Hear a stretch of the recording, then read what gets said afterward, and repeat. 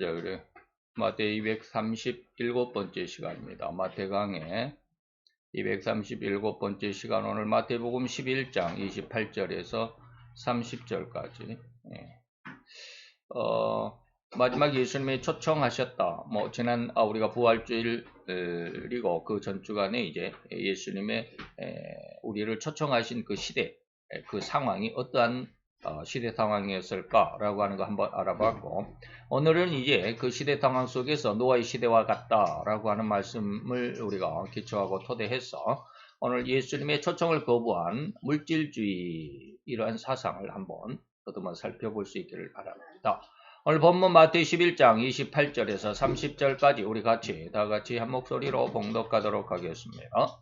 수고하고 무거운 짐진 자들아, 다 내게로 오라. 내가 너희를 쉬게 하리라. 나는 마음이 온유하고 겸손하니 나의 멍에를 메고 내게 배우라. 그러면 너의 마음이 쉼을 얻으리니 이는 내 멍에는 쉽고 내 짐은 가벼움이라 하시니라. 아멘. 오늘 이제 우리는 예수님이 우리를 초청했다라고 하는 그런 부분이죠. 그래서 초대하시는 이는 예수님이시다. 그런데 우리가 이제 그 초청을 거부한 우리들의 모습, 이제 초대하시는 이는 예수님에 대해서는 우리가 마지막 네 번째로 보겠고요. 예수님의 이 초대를 거부한 인간의 모습, 인간의 심성, 우리 세 가지를 한번 살펴보았습니다. 물질주의로, 또 세속주의로, 또 애정주의로 이러한 예수님의 초청을 받아들이지 못하는 거부한 이런 시대 상황적인 모습이 있다라고 하는 이제 내용 중에서 우리가 첫째 시간을 한번 생각해 보도록 하겠습니다. 자, 만왕의 왕이 온 인류를 안식으로 이끌겠다는 초대를 하고 계십니다. 그것이 이제 마치 누가복음 14장 16절에서 24절에 주님 뭡니까? 주인이 밭주인이 어떻게 보면 또 다른 곳에서는 왕이 말이죠. 왕의 신하가 이렇게 초대를 했습니다. 자, 한번 읽어보도록 하겠습니다. 누가복음 14장 16절로 24절입니다. 이르시되 어떤 사람이 큰 잔치를 배설하고 많은 사람을 청하였더니 잔치할 시간에 그 청하였던 자들에게 종을 보내어 가로되 오소서 모든 것이 준비되었나이다 하매 다 일치하여 사양하여, 초청을 받은 사람들이 다 일치하여 사양하여, 한 사람은 뭐라고 그랬느냐면 나는 밭을 샀음에 불갑을 나가보아야 하겠다. 그래서 죄송하지만 나를 용서하도록 하라. 내가 그 초청 자리에 못 가겠, 잔치 자리에 못 가겠다 그랬죠. 또 다른 하나는 가로되 나는 소 5겨리를 샀음에 이 소를 훈련시켜야 되니까 못 가겠다. 그래서 나를 용납하도록 하라. 그리고 또 한 사람은 가로되 나는 장가를 들었으니 그러므로 가지 못하겠노라 하든지라.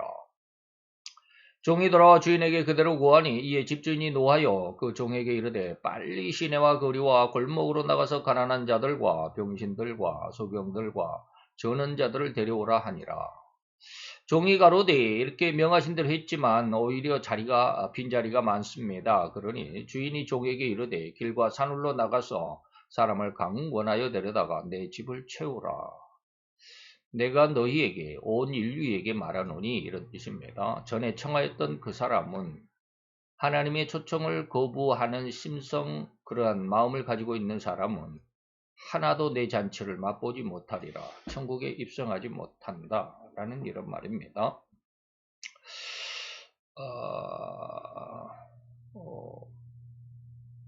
또 하나님의 모든 일, 다시 말하면 인간이 하는 모든 일거수일투족이 하나님의 역사를 위해서 우리가 살아가고 있다. 어떻게 보면 하나님의 무대에 우리 인간들이 출연자로서 살아간다라고 하면 굉장히 기분 나빠할 사람들도 있을 겁니다. 어떻게 내가 내 뜻대로 살아가는데 하나님의 꼭두각시처럼 살아간다고 하느냐라고 이렇게 기분 나빠할 사람도 있습니다만은 그러나 그렇게 합니다. 제가 왜 이런 말을 하느냐면 제가 인터넷을 이렇게 저렇게 동영상을 보다가 그 동영상들을 좀 내가 저장해 놔야 되겠다라고 그런 생각이 들면 거의 무작위로 동영상을 많이 다운받아 놓습니다. 그래서 그 중에 어제 제가 몇 가지를 제가 이제 다운을 받아 놨는데, 그래서 어제 밤에 제가 그 중에 하나를 보게 됐습니다. 그래서 동영상 다운이라는 걸 제가 일부러 이렇게 해놨어요. 그래서 엄청나게 많이 이렇게 다운을 받습니다. 근데 여기에 어떤 게 있느냐면, 어,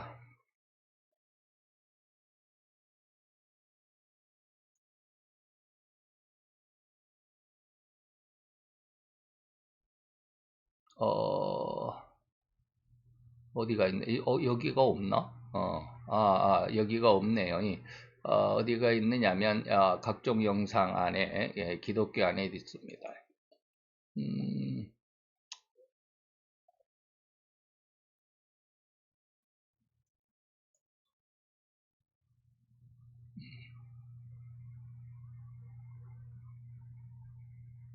그게 있는데, 유럽의 교회가, 뭐라 그럴까, 이 쇠퇴해가는, 그러한, 그 동영상이 하나 와 있더라고요. 어디가 있는지 모르겠네. 좌우지간, 그게 어떤 어떤 내용이 있냐면, 어떤 이제, 어, 그 교수님이, 신학교 교수님이, 유럽 교회가 왜 이렇게, 음, 쇠퇴해 갈까? 하면서 우리가 좀 이렇게 들어보셨을 법한 그런 내용들이 아마 한두 번은 들어봤을 겁니다.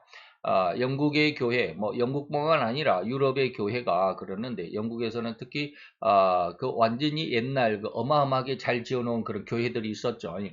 어마어마하게 잘 지어놓은, 뭐 이렇게 우리나라 같이 그냥 뭐 2층 삼각교회, 뭐 지하교회 뭐 이런 게 아니고 어마어마하게 그냥 으리으리하게 지어놨던 그런 교회들이, 성도들이 없으니까 옛날 같았으면 뭐 한 500명, 600명씩 나와서 예배 드리고 그리고 헌금하고, 그래서 그 교회들이 잘 운영이 되어 왔었는데, 요즘 들어서는 그의 10분의 1도 예배 드리는 사람이 없다. 그러니까 뭐 한 5, 600명 그랬으면 지금 한 2, 30명 정도가 예배를 드린다고 그래요. 그것도 젊은 층은 없고, 거의 이제 옛날에 그 시절에 그 예배 드렸던 사람들이 지금 시간이 지나서 이제는 한 60대, 70대, 90대 이렇게 늙은 할머니, 할아버지들만 나와서 예배를 드리게 된다. 그러면 그렇게 되면 뭐 2, 30명, 3, 40명 가지고 교회 운영이 안 되잖아요. 그러니까 교회가 통합이 되고, 그러면 하나는 뭐예요? 빈 교회가 되고, 그러면 그 빈 교회를 기독교인의 그 양심상 아니면 또 떤 자존심에 의해서 그대로 다른 데 팔지 않고 내버려 두면 관리가 안 되니까 완전히 폐허가 돼 버리죠. 막 풀이 자라고 막 그래 버리면, 사람의 손을 안 타면 완전히 폐허가 돼 버립니다. 그래서 그게 아까워서 이제 또 만약에 이 교회를 매물로 내놓으면은 좋게 잘 팔리면 박물관으로 팔리고요. 박물관, 함께 그 교회 건물을 사가지고 박물관을, 또 뭐 어떤 학교를 뭐 이렇게 한다면 잘 팔린 거고, 안 그러면 심하면 어떻게 해요? 거기가 술집으로 변한다는 거죠. 교회가 팔려서 술집으로 변하고, 심지어는 이슬람 사원으로 팔리는 교회가 심심치 않게 나오고, 그러는 것이죠. 그런 거 보면 너무 안타깝죠. 그러면서도 지금 그런 게 술집으로나 또 이슬람교 사원으로 팔리는 것이 마음에 안 들어서 교회를 팔지 않고 매물로 내놓지 않고 그냥 놔두면 이제 폐허가 되는데, 그런 교회가 영국 전역에 약 1,600개, 1,600개가 넘는다고 그래요. 그 중에 뭐 한 3, 400개, 그 중이가 아니라 그 외에 한 3, 400개, 4, 500개 정도는 그렇게 팔려서 술집이 되거나 아니면 이슬람 사원이 되거나, 자, 이렇게 된다라는 그런 동영상을 신학교 교수님이 쭉 설명을 하는 그런 그 동영상을 봤어요. 그런데 공교롭게도 저는 이제 계속 날마다 근무를 하면서 성경을 계속 귀에 꽂고 계속 성경을 들어요. 예, 알아듣든 못 알아듣든 좌우지간 계속 성경을 듣습니다. 성경을 듣다가 어제 무지하게 충격받은 한 구절이 있어요. 그것도 수없이 많이 들었겠죠. 제가 한 800번 정도 들었다고 그랬으니까 신약 성경만 무지하게 많이 들었을 텐데 그 말씀이 제 마음에 어제는 엄청나게 크게 와 박혔습니다. 그게 뭐냐면 누가복음인데 마지막 때는 온 인류가 온 족속이 그랬어요. 세상 모든 족속이 너희를 미워하리라. 이 말씀이 어제 무지하게 마음에 확 와서 박히더라고요.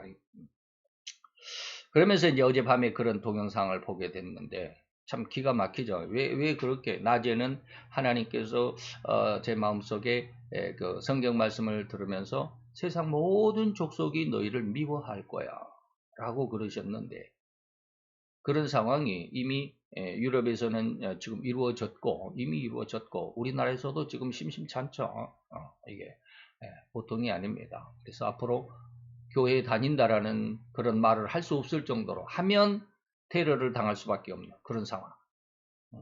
어마어마하게 교회가 세상에 미움을 받을 수밖에 없는. 왜 그럴까요? 세상은 너희를 용납할 수가 없기 때문에 그래요. 너희가 나의 택함을 받았기 때문에 세상에 너희를 미워한다라고 예수님이 요한복음에 말씀하셨잖아요. 바로 그런 시대거든요. 다시 말하면 제가 이것을 왜 갑자기 이야기하느냐면 오늘날 교회가 세상이 교회를 바라보는 시각이 엄청나게 달라졌다라는 거예요. 엄청나게 달라졌습니다. 그래서 세상이 교회를 믿지 않는다.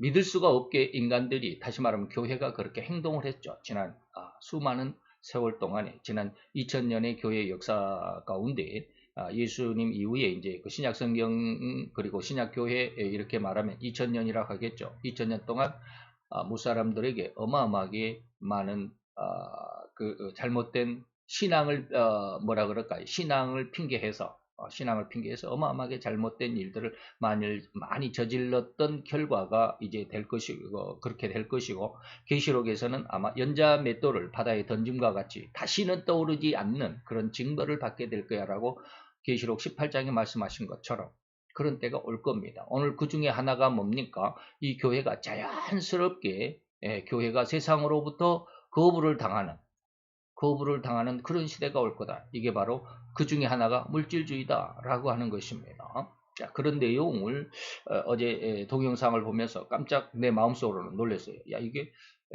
내일 설교의 내용인데 그 중에 하나인데 이런 생각을 했습니다. 자, 그러면 앞으로 교회가 온 세상 모든 족속에게 미움을 받고 외면을 받을 수밖에 없는 그런 상황 중에 하나가 뭐냐면 바로 이제 물질주의인데 자, 모두 다시 한번 생각해 봅니다. 세상은 모두 바쁘다고 하나님의 구원의 초청에 응하지 않습니다. 장가를 가서 소를 샀어, 또 밭을 샀어. 그래서 바빠서 초청에 응하지 못하겠노라고, 나를 용서하라고. 좋은 말로 나를 용서하라고 그러지만 우리 말로 하면 뭐요? 너나 천국에 가, 나는 바빠, 이런 거잖아요. 간혹 가다 전도를 하면 당신이나 천당을 가든 500당을 가든 가고 나를 귀찮게 하지 말라. 이런 사람들 종종 만날 수 있습니다. 특히나 자영업을 하는 사람들, 자기 사업을 하는 사람들은 너무 바쁘잖아요. 아침부터 밤늦게까지. 그래서 제가 나는 자연인이다가 아닌 나는 농부다. 그 중에서도 서민갑부, 서민갑부 같은 이런 프로그램을 보면 너무 바빠요. 너무 바빠요. 이른 새벽부터 밤늦게까지 정신 없습니다. 그런 사람들에게 과연 천국을 그리고 예수를 믿으라고 하면 그 사람들이 믿을 것인가? 못 믿죠. 왜? 너무 바쁘니까. 이렇게 주인의 초청을 거부한 사람 중에서 밭을 산 것은 재산 또는 물질주의를 의미합니다. 그래서 오늘은 밭을 산 것에 대한 내가 밭을 샀음에라고 하는 이것을 물질주의로 이제 그 의미를 들여다보면서 이 말씀을 오늘 말씀을 해석해 나갈 겁니다. 오직 세상은 물질주의적인 사고와 사상으로 살아간다라는 의미입니다. 또한 물질주의는 물질주의라는 그 말의 반대는 영적인, 그러니까 신앙주의죠. 신앙주의라고 말할 수 있는데 영적이라고 할 수 있습니다. 물질과 영은 정반대이기 때문에 그렇습니다. 그래서 고린도전서 2장 사도 바울은 고린도 교회에게 뭐라고 그러냐면 육에 속한 사람은 하나님의 성령의 일을 받지 않는다. 받지도 못할 뿐 아니라 받지도 않는다 이 말이에요. 받지 못한다는 의미와 받지 않는다는 말을 여러분들이 이해할 수 있어야 돼요. 구분할 수 있어요. 받지 못한다는 말은 아무리 줘도 그 사람이 받을 수 있는 자격이 안 돼. 어쩌면 그릇이 안 돼. 그러다 보니까 못 받아요. 그러나 받지 않는다는 말은 내가 그 상대방이 일부러 안 받는다는 거예요. 받을 수 있는 자격이 되는데도 받을 수 있는 그릇이 됨에도 불구하고 외면해 버린다. 이것은 안 받는다라는 뜻이죠. 그러니까 하나님 육에 속한 사람은 하나님의 성령을 받지 못하는 게 아니라 받지 않는다라는 거예요. 왜 그럴까요? 못 믿으니까. 너는 믿을 만한 존재가 아니니까. 교회는 믿을 만한 존재가 이제는 아니에요. 네. 교회는 믿을 만한 존재가 아니에요. 너무너무 교회가 하나님의 징계를 받는, 그래서 음녀와 짐승의 전쟁, 다시 말하면 계시록 17장 18장에 대해서 제가 늘 말씀드렸듯이 먼저 징계를 받는 쪽이 누구예요? 음녀 쪽이에요. 세상을 먼저 하나님이 징계하시는 것이 아니라 교회를 먼저 하나님이 징계하신다 그랬어요. 근데 그 징계가 얼마나 가혹하느냐? 연자맷돌을 깊은 바다에 빠뜨리는 거예요. 그러면 그 연자맷돌은 다시는 떠오르지 않는다. 그렇게 기독교는 철저하게 멸망을 받을 겁니다. 그래서 제가 어제 그렇게 다운받아놓은 영화 중에 예수라는 영화가 있습니다. 그 누가복음을 영화화한, 우리말로 더빙을 해놔서 듣기도 참 편해요. 그래서 어제 그 1시간 거의 2시간, 1시간 반 이상짜리를 누워서 이렇게 쭉 봤는데, 그 옛날 쉽게 말하면 예수님 당시의 그 신앙계 아니면 예수님 당시의 기독교계, 그때는 기독교가 아니겠죠. 유대교. 그때 당시에 예수님 당시는 유대교잖아요. 기독교는 예수님이 죽고 난 이후에 한 60년쯤 서기 60년쯤부터 이제 기독교가 뭐라 그럴까 시작했다라고 보니까 그렇습니다. 한 50년, 60년. 예수님이 33년에 죽으셨어요. 33살 때 죽으셨으니까 아마 그때부터 그렇게 성경이 약 60년대부터 쓰여졌다라고 한다면 기독교는 한 30년, 35년쯤부터 기독교가 시작이 됐다라고 볼 수 있겠죠. 그러니까 예수님이 살아있을 당시니까 유대교의 대제사장이나 제사장, 서기관과 율법사들이 얼마나 당시 백성들을 괴롭혔는지 말이죠. 신앙이라는 이름으로 하나님이 너를 만약에 이 말을 듣지 않으면 너를 가혹하게 징계하고 처벌하고 심판할 거야라고 하는 이러한 어마어마한 강력한 두려운 말로 백성들을 쥐어짜는, 쉽게 말하면 고혈을 빠는 이러한 일들을 그런 내용들을 보면서 참 많은 게 느껴졌어요. 옛날에 이러한 그 기독교 영화를 보는 것과는 요즘에는 사뭇 다른 제 마음이 많이 다릅니다. 바로 이런 거예요. 육에 속한 사람은 하나님의 성령의 일을 받지 않습니다. 교회가 그만큼 신뢰가 떨어졌다라는 거잖아요. 그 대표적인 게 우리나라에서는 기독교를 뭐라고 그래? 개독이라고 그러잖아요. 우리나라에도 많이 그러한 일들이 많이 진행되고 있습니다. 그 다음에 15절에 가보니까 신령한 자라야만이 모든 것을 판단한다. 신령한 자. 여러분들이 나중에 신령한 자의 의미를 체험할 수 있기를 바랍니다. 체험할 수 있어야 돼요. 이게 여러분들이 느껴져야 됩니다. 그래서 요즘에 저도 많은 내 어떤 교만한 말이 될 수 있을지도 모르지만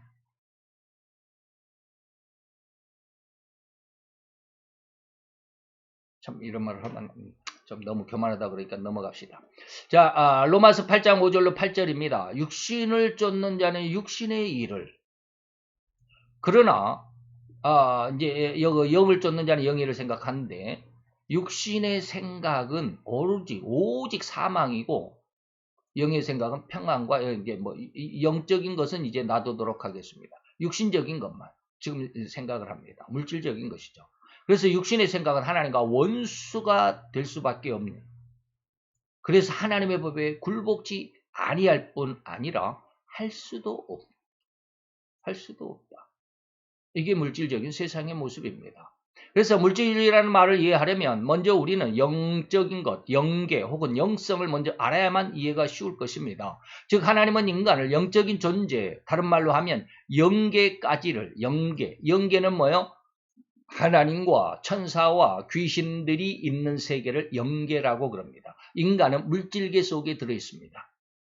인간은 물질계, 세상 물질 속에, 물질 속에가 아니라 물질계, 물질의 세상 속에 인간은 살아갑니다. 그렇기 때문에 인간은 영계를 몰라요. 영계는 뭐라고? 하나님과 영적인 존재들.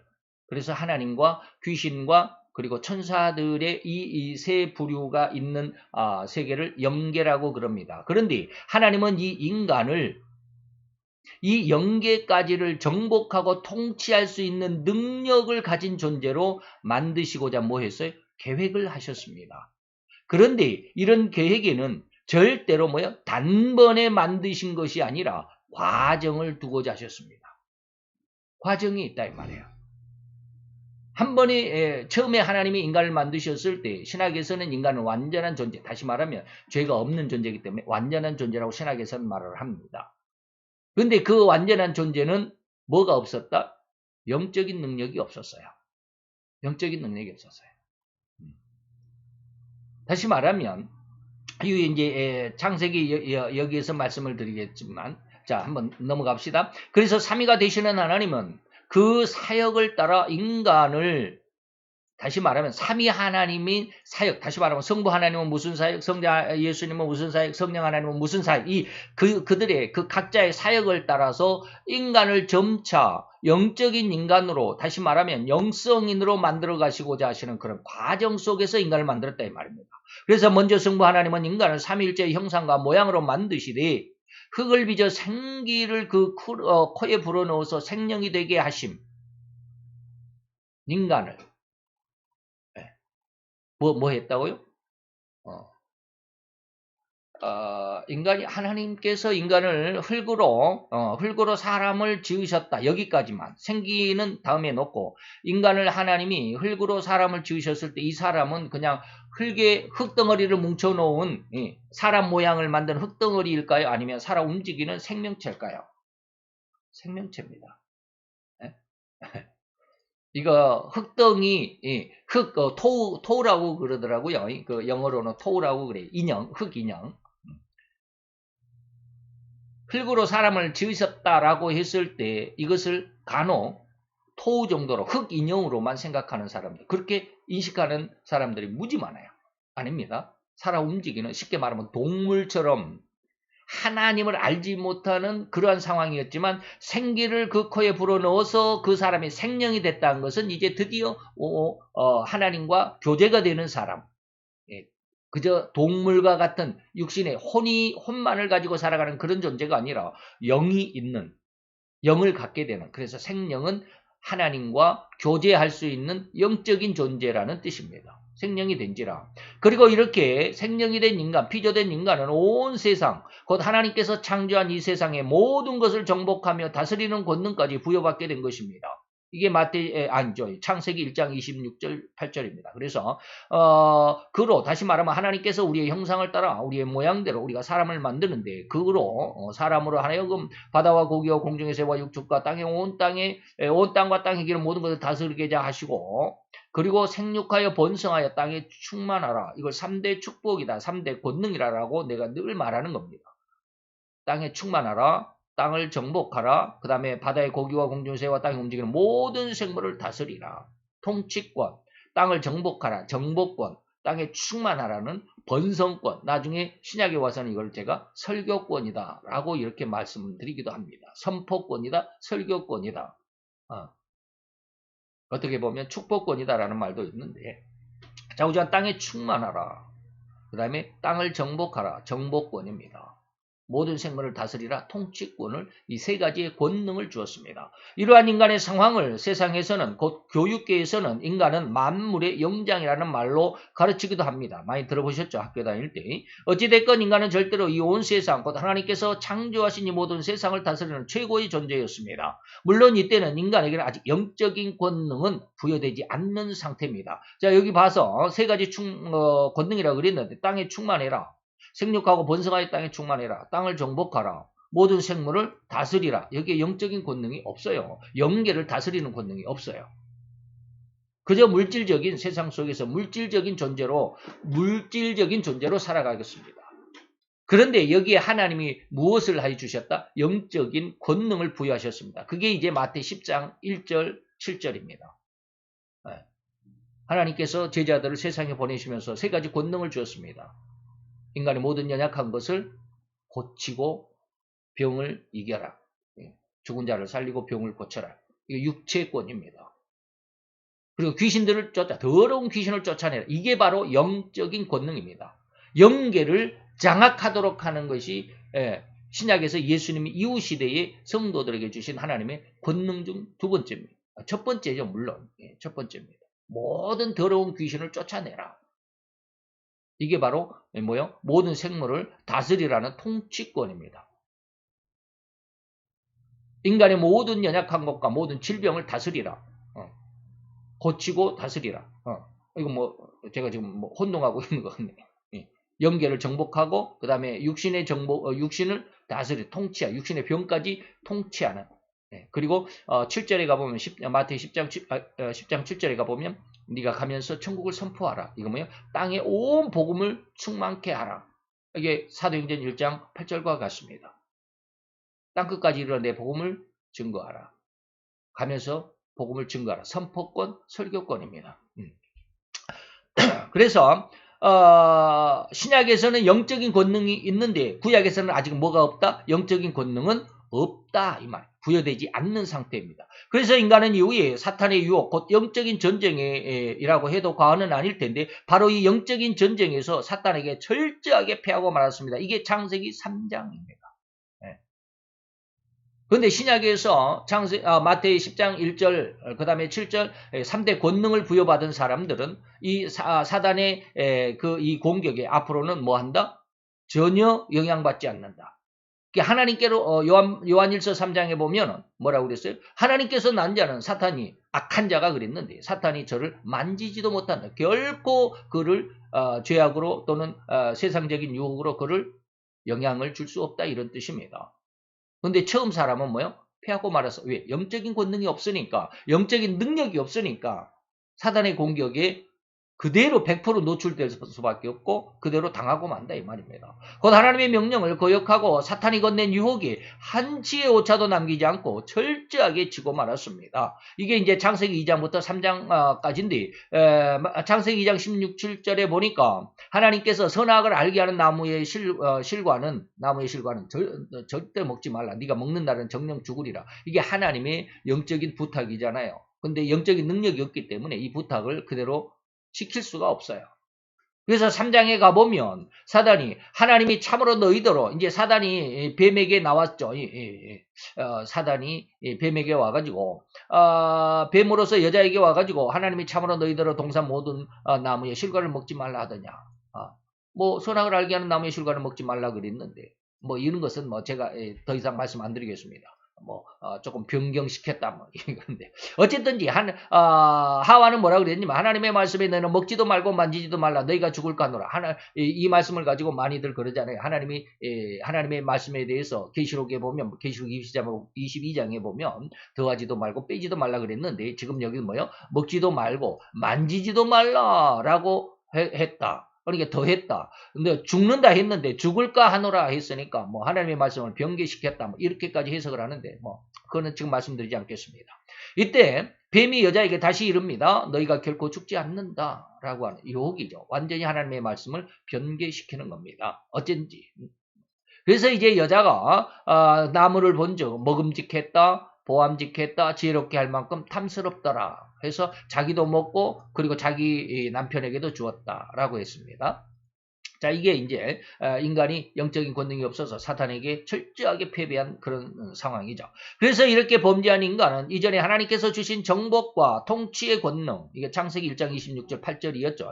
이것을 호리만큼도 그 3대 권능을 호리만큼도 남김없이 완전하고도 완벽하게 사탄에게 빼앗기고 말았습니다. 그렇게 모든 권능을 빼앗긴 인간의 상태는 어떻게 되었습니까? 이제는 전세가 역전되었고, 그래서 세상을 통치하고 정복하던 인간의 모습은 모든 세상의 것들, 다시 말하면 인간이 생명을 유지하고 살아가는데 필요로 여기는 모든 세상의 것들의 종이, 노예가 되어버렸다, 이 말입니다. 그래서 히브리서에서는 일생에 매여서 종노릇한다. 제가 그 말씀을 여기다가 넣어놓지를 않았나 보네요. 넘어갑시다. 그래서 인간이 살아가는 모습을 갈라디아서 5장 19절 21절에 보니까 어떠한 심성으로만 살아가냐면 그것을 육신의 현저한 아주 또렷한 일이다. 그러한 생태다라고 이렇게 말을 했습니다. 음행, 더러운 것, 호색, 우상 숭배, 술수와 원수를 맺는 것, 분쟁, 시기, 분냄, 당짓는 것, 불리함, 이단과 투기의 술 취함, 또 방탕함과 그리고 나서 그와 같은 것들 수없이 많다. 그래서 인간은 오로지 이렇듯 육체의 현저한 일로만 살아가는 존재로 전락해버렸습니다. 세상을 정복하고 통치하는 그러한 권능을 가진 존재로 태어난다. 그렇게 창조가 됐는데 이제는 뭐요? 오히려 세상에 정복을 당한 그런 입장으로 살아가게 됐다.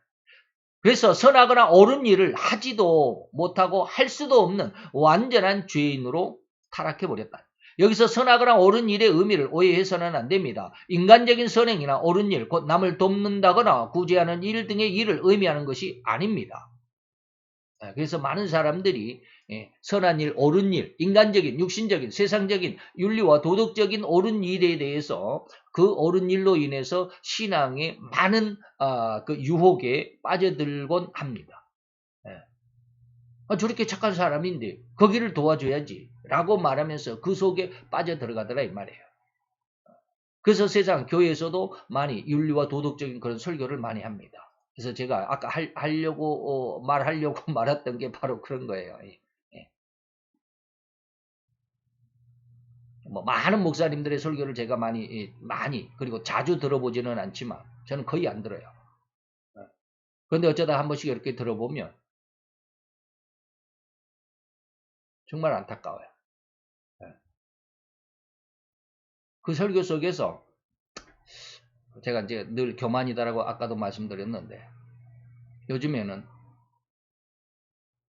저 설교 속에는 영적인 내용이 전혀 없다라는 게 많이 느껴져요. 교만하다라고 그렇게 저를 치부할 수도 있을 것입니다. 근데 지난 부활절 전에 제가 수요일날 은혜를 받았다 그랬잖아요. 그 어감부터 그냥 막 보여져요. 그냥 느껴져요. 그렇다고 해서 뭐 그 사람들의 영적인 어떤 상태를 훤히 들여다보는 건 아닙니다.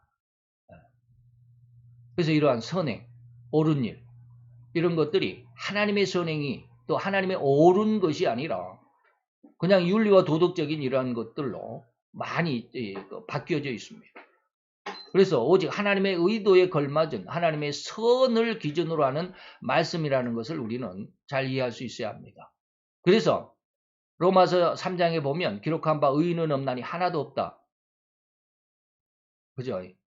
의인은 없나니 하나도 없다. 교회 거기에 목사들까지 다 포함이 됩니다. 근데 왜 백목사 당신은 그러면은 의인에 속하느냐? 아까 말씀을 드렸잖아요. 제가 그것을 저를 뭐라 그럴까 변명하자면 그거예요. 뭘 변명할까요? 네. 아까 이겁니다. 신령한 자는 모든 것을 판단할 수 있다. 영의 생각은 생명과 평안이다.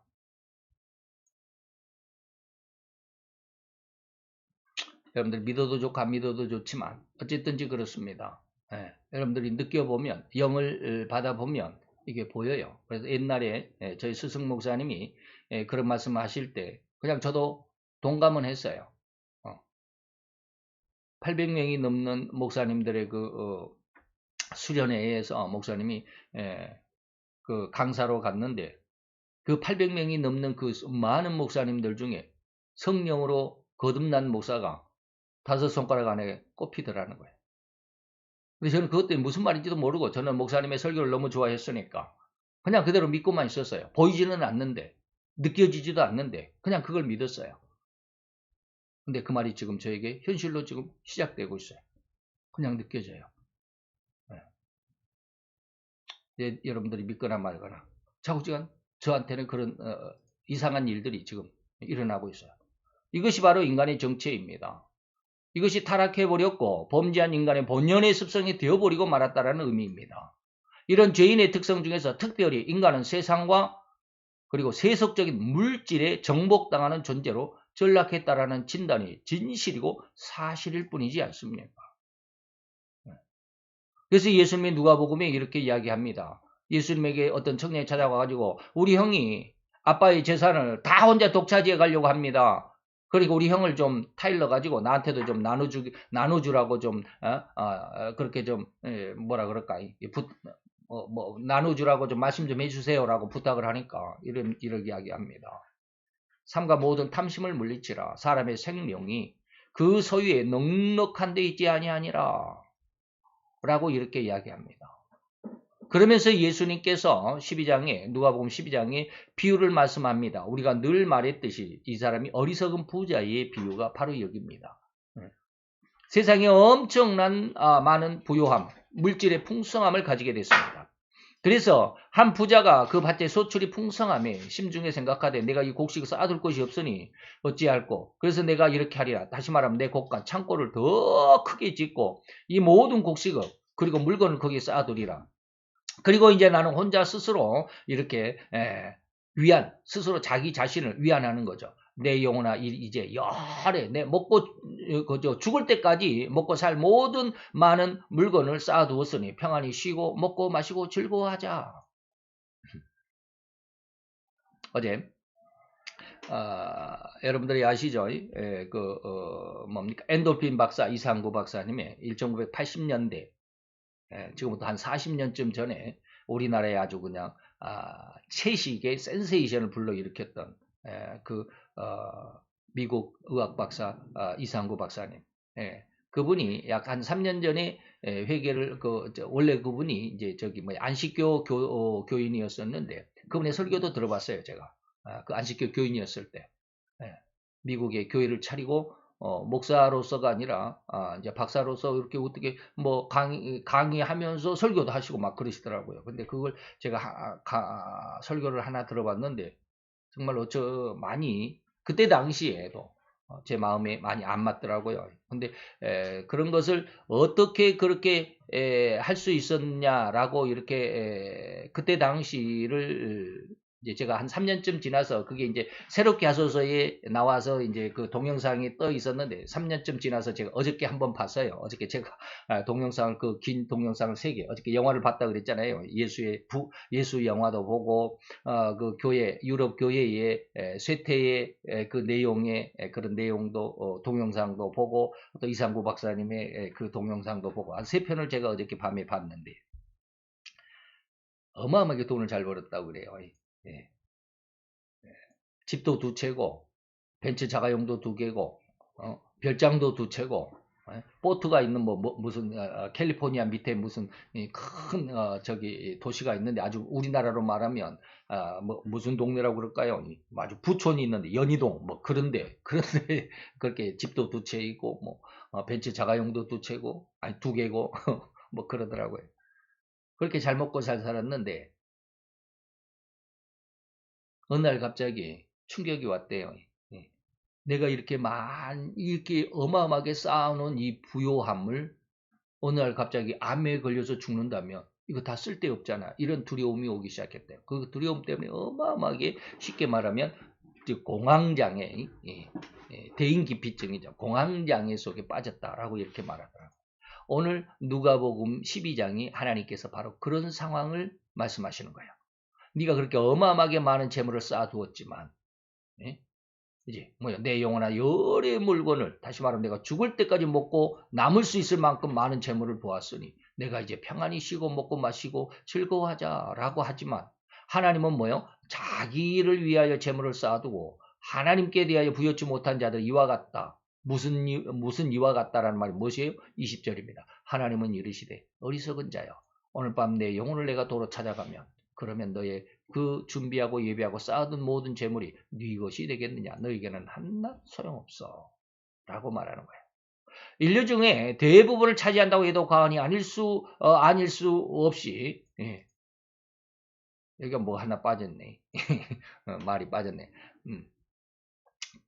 없을 정도로, 아닐 수 없을 정도로, 이게 있어야 되는데, 이게 빠졌네. 수없이 많은 사람들은, 수없이 많은 사람은 재물제일주의로 살아간다고 해도 과언은 아닙니다.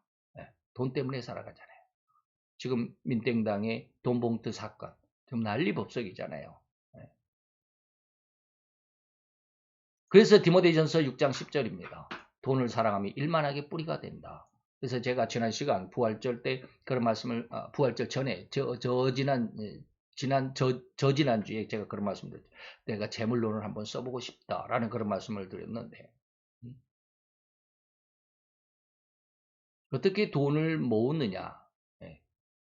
그 돈이 정말 하나님께 옳은 돈이냐 이런 뜻이에요. 어쨌든지 그런데 그렇게 욕심을 부리고 탐심을 버릴 수 없는 대상인 돈이 인간 자체를 온갖 미혹으로 끌어들이며 급기야 자기를 스스로 찔러 멸망에 이르게 한다는 사실을 허리만큼도 눈치조차 채지 못하는 그러한 인생의 모습입니다. 그게 2년 전이라고 그러는데 민땡당의 지금 돈봉투 사건이 2년 전이라고 그러는데 그때 당시에는 그들이 받은 300만 원이 굉장히 그 선거에 아주 유용하게 쓰였을 것입니다. 작은 돈이 아니잖아요. 300만 원이면. 물론 그들의 모습에서는 아주 작은 푼돈이다라고 생각할 수 있는 사람도 있겠지만 그래도 상당히 영향력 있는 액수잖아요. 근데 2년이 지난 지금에는 그 모든 것들이 지금 들통나고 있으니까 아마 바늘방석일 겁니다.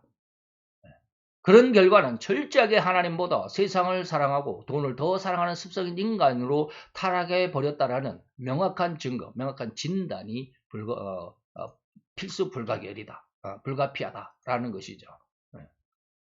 그래서 하나님은 그렇게 이야기합니다. 누가복음 16장에 뭐라고 그럽니까?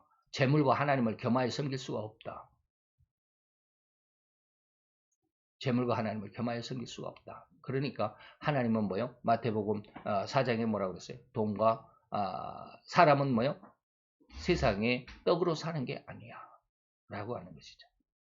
이런 주님의 말씀을 비웃을 자가 어찌 옛날 바리새인들 뿐이었겠습니까? 오늘날 모든 인간이 다 이와 같을 뿐입니다. 이사야서 44장 18절에 보니까 그들이 알지도 못하고 깨닫지도 못하는 그 이유가 왜 그런 줄 아느냐? 그 마음이 이미 어두워서 깨닫지 못합니다. 참 이것을 설명해 드리기가 너무 힘들어요. 예. 어제도 우리 딸하고 밤에 이제 이런저런 많은 그 믿음에 대한 신앙에 대한 이야기를 했는데 가룟 유다가 예수님을 배반하게 된 것은 하나님께서 사탄에게 그렇게 시켰느냐라고 이렇게 물어보는 거예요. 우리 딸이 그렇게 물어보더라고요. 가룟 유다가 예수님을 배반하여 판 것을 하나님은 사탄을 통해서 유다에게 그렇게 시켰겠느냐. 하나님이 세상의 모든 것을 주관한다고 그랬으니까. 근데 이제 하나님의 뜻을 정확히 모르면 그렇게 그 말도 그렇게 생각하는 것도 일리가 있잖아요. 야, 하나님이 세상의 모든 것을 주관하신다며, 모든 것을 다 하신다며. 그러면 사탄이 이렇게 가룟 유다의 마음에 그런 예수님을 파는 생각을 넣도록 하나님이 그렇게 하셨을까? 하나님은 그러면 또 알면서 다 하신다고 그랬으니까 알면서 왜 가만 놔뒀을까? 사탄에게 뒤통수 한 대 때리고 이놈아 네가 왜 그런 나쁜 짓을 해서 유다를 가만히 놔둬라고 이렇게 했으면 얼마나 좋을까? 뭐 이런 것들이 있잖아요. 거기에 대해서 설명을 잘 못 어떻게 너무 깊은 내용들이니까 말을 해줄 수가 없어요. 그래서 이제 대충 이야기는 제가 최선을 다해서 이야기를 했지만 왜 그런 게 안 믿어집니까? 그들의 마음이 이미 어두움에 묻혀 있기 때문에 그렇습니다. 세상이 왜 하나님을 못 알아볼까요? 왜 하나님을 안 믿으려고 그럴까요? 왜 하나님의 영적인 능력을 받지 않으려고 할까요? 영적인 일은 받지 않는다 그랬는데 왜 받지 않으려고 할까요? 이미 그들의 마음에 어두움이 짙게 깔려 있기 때문에 그래요. 그것이 뭐예요? 사단의 유혹이죠. 그 사단의 유혹이 마태의 4장에도 있고 누가복음 5장에도 있죠. 똑같은 내용. 예수님은 40일 금식 후에 사단이 나와서 세 가지 유혹한 거. 돌이 떼게 되게 해라. 물질주의입니다. 높은 곳에 뛰어내려라. 이건 인격 권능주의입니다. 세상주의입니다. 그리고 천하만국의 영광. 이건 세상의 권세. 다 뭐 세속적인 것이죠. 거질 수밖에 없지만. 이것을 우리 성도들에게는 어떻게 나와요? 예수님에게는 그렇게 뭐 돌이 떡이 되게 해라. 성전 꼭대기에서 뛰어내려라. 천하만국의 영광을 내가 줄게. 뭐 이렇게 나왔지만 성도들에게는 어떻게 나와요? 육신의 정욕과 안목의 정욕과 이생의 자랑으로 나와요. 그 속에 갇혀버리면 마음이 어두워져 버렸다 이 말이에요. 그 세 가지의 유혹 속에 갇혀 있다 이 말이에요. 이런 사람들은 거의 하나님을 알지 못합니다. 깨달을 수도 없어요. 받으려고도 안 해요. 아까 고린도전서 로마서 8장 이야기를 했잖아요. 그래서 히브리서 3장 10절에 이렇게 이야기합니다. 저희가 항상 마음이 미혹되어 있다. 그래서 내 길을 알지도 못한다. 알고 있는 것 같잖아요. 그런데 알지도 못해요. 그래서 제가 지난 시간에 부활절 설교 때 죽어있는 성경을 가진 사람들에 대해서 이야기를 했어요. 마태 2장, 마태 16장인가요? 대제사 26장인가요? 대제사장들의 모습. 그 성경의 박사들이었어요. 그런데도 불구하고 하나님의 뜻을 몰라요. 그래서 제가 아까 얘기한 거예요. 뭐라고요? 내가 교만할지 모르지만 영적인 일이 이제는 보여진다라는 거예요. 대제사장들이 당시 예수님 시대의 대제사장들이 자기가 성경을 몰라서 하나님을 몰라서 지금 내가 이런 일을 하고 있다고 생각했을까요? 아니요. 그들은 철저하게 하나님을 믿는 사람들이었어요. 어저께 이상구 박사도 그러더라고요. 자기가 안식교에 있을 때 철저하게 그것이 옳았다.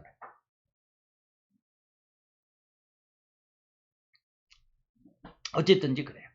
그때 그 상황 속에서는 육신적인 삶이 아니고 나는 영적인 삶이다라고 분명하게 그렇게 생각합니다. 그렇게 자부합니다. 넘어갑시다. 온 인류 곧 모든 인간의 마음은 항상 결코 허리만큼의 여유나 찰나적인 순간일지라도 결코 마음이 어두움과 미혹됨에서 해방되거나 자유로울 수가 없다라는 겁니다. 단정입니다. 이거는. 완전히 그렇습니다. 100%입니다. 이런 물질주의에서 벗어날 수 있는 오직 유일한 방법이 하나 있습니다. 그것은 절대로 주님의 말씀이, 성경의 말씀이 성도 자신을 주장할 수 있도록 중심이 되도록 늘 입에서 말씀이 떠나지 않게 하고 주야로 묵상하며 항상 그 마음으로 기도에 힘쓰는 것이 되어야만 합니다. 그래서 늘 이야기합니다. 성경을 한 500권 이상 읽어봐라.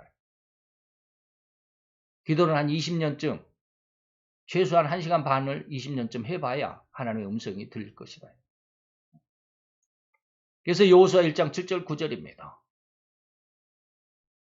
하나님께서 여호수아에게 이렇게 이야기합니다. 내 종 모세가 너에게 일러준 거 있잖아. 너에게 명령한 그 율법, 성경을 다 지켜 행하고 좌로나 우로나 치우치지 말라. 이 율법책을 내 입에서 떠나지 말게 하고 주야로 그것을 묵상하고 그 가운데 기록한 모든 것을 다 지켜 행하라. 그래야만 네가 어디로 가든지 내 하나님 여호와가 너와 함께 하는데 네 길이 평탄하게 될 것이고 네가 형통하리라 라고 말합니다. 그래서 오늘 물질주의가 이 세상을 완벽하게 장악하고 있다라는 그런 내용으로 오늘 이 말씀을 전해드렸습니다. 그래서 이러한 물질주의가 예수님의 초청을 거부한다. 그래서 이미 유럽에서는 거의 한 80%가 교회가 쇠퇴해 가고 있는데 우리나라도 뭐 이제 자신하고 있을 때가 아닙니다. 그래서 저는 어떤 목회를 해야 되는지라고 하는 그런 어떤 플랜은 있습니다. 어떠한 사역을 해야 하는지 플랜도 있습니다. 그것이 플랜이겠죠. 어떠한 사역을 해야 하는지. 그래서 제가 늘 가끔 이제 요즘에 한 1년 어간에 뭐 창세원이 어떻고 뭐 창토원이 어떻고 막 이야기를 하는데 그런 농사가 무슨 농사인지 저는 이미 마음속에 뭐 세세하게까지 뭐 자세하게는 할 수가 없잖아요. 해 가면서 이제 조금씩 조금씩 변화를 주고 추가해 가고 발전해 가고 그러겠지만 직접적인 그런 농사는 아니다. 근데 그것의 창세운이라고 하는 의도는 뭐냐면 하나님이 세상을 목회해 가신 그 중심을 가지고 있다라는 그런 말씀을 한번 드린 적이 있습니다. 그래서 무엇을 해야 하는지 여러분들이 하나님의 은혜를 잘 추구하시고 간구해 보시면 은혜가 있어질 줄로 믿습니다. 기도합시다. 할렐루야 주님, 오늘도 여호와의 은혜와 은총을 주께 감사를 드리나이다. 오늘 아버지며 이 마지막 종말의 시대에는 노아의 시대와 같다라고 하였사온데 그들이 왜 예수님의 이 초청을 거부하며 또 아버지며 그 말씀을 들으려고도 하지 않는지 그 중에 하나 물질주의, 인간의 모든 삶을 그리고 멸망의 직전까지 아니 멸망 후라도 깨닫지 못할 정도로 안타까운 그 중심 중에 하나가 물질주의임을 다시 한번 상고하며 그 속을 들여다보며 그 내용을 알아보았사오니 오늘 우리로 인하여 오늘 여호수아 1장에 말씀하신 것처럼 말씀 속에 있게 하시고 말씀 중심에 있게 하시고 늘 말씀 안에서 그리고 또 기도하면서 하나님의 영광의 빛을 추구하며 아버지 하나님 앞에 기도하며 간구하는 주님의 귀한 성도들로 변화받는 은혜의 시간이 되게 하신 줄로 믿고 감사를 드리며 예수 그리스도 이름으로 기도하여 싸움나이다. 아멘.